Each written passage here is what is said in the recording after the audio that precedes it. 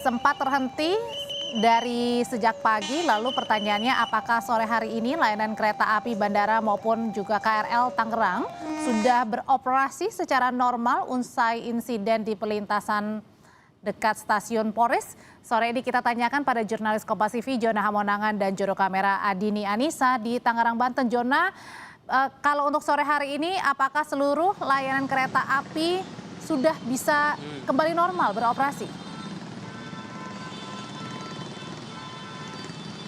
Ya, Audrey, bisa dikatakan 100% beraktivitas normal, mulai dari komuter lain, khususnya relasi dari Tangerang menuju Duri ataupun kereta bandara. Jadi tadi perbaikannya sudah dinyatakan selesai pukul 16.30, dari awalnya hanya bisa dipakai satu lajur, sudah dipakai 2 jalur seutuhnya. Jadi memang untuk kendala ini tadi cukup lama perbaikan khususnya di listrik aliran atas, dikarenakan memang untuk perbaikan listrik ini memang harus hati-hati dan memakan waktu cukup lama. Jadi untuk kereta sendiri tadi sudah ditarik kurang lebih sekitar pukul 3 sore dan setelah ditarik maka dilakukan pengecekan khususnya rel. Setelah rel dinyatakan aman barulah dilakukan pengecekan khususnya aliran listrik atas. Jadi memang untuk aktivitas khususnya di stasiun Polres sudah berjalan efektif dan normal dan tidak ada kendala.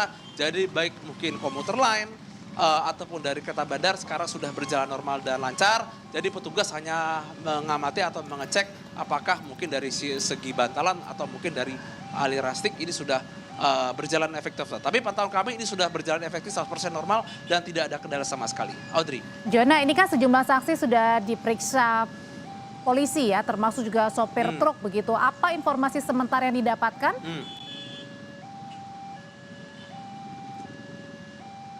Ya, untuk pendalaman saat ini memang masih dilakukan oleh pihak polisian terkait dengan mengapa bisa terlepas khususnya dari arah kepala truk dengan juga dengan bodi dari kontainer. Memang ini harus dilakukan pendalaman dan pengecekan tidak hanya mungkin dari CCTV tapi juga harus dilakukan pendalaman. Namun yang pasti terkait dengan adanya kejadian kereta tertabrak ini memang dari badan kontainer ini masih ada kurang lebih sekitar 100 meter dari tempat saya berdiri dan ada kemungkinan polisi juga akan melakukan olah TKP untuk mengecek terkait dengan apa penyebab tabrakan. Ya pasti untuk pemeriksaan yang dilakukan oleh pihak kepolisian tidak hanya dari sopir truk tapi polisi juga memanggil dari pihak dari penjaga rel untuk menanyakan atau memastikan mengapa kejadian bisa terjadi. Yang pasti kejadian ini terjadi sekitar pukul 6.30 pagi dan dari pihak dari Daob 1 langsung melakukan pengecekan agar perlintasan ini bisa berjalan normal. Namun yang pasti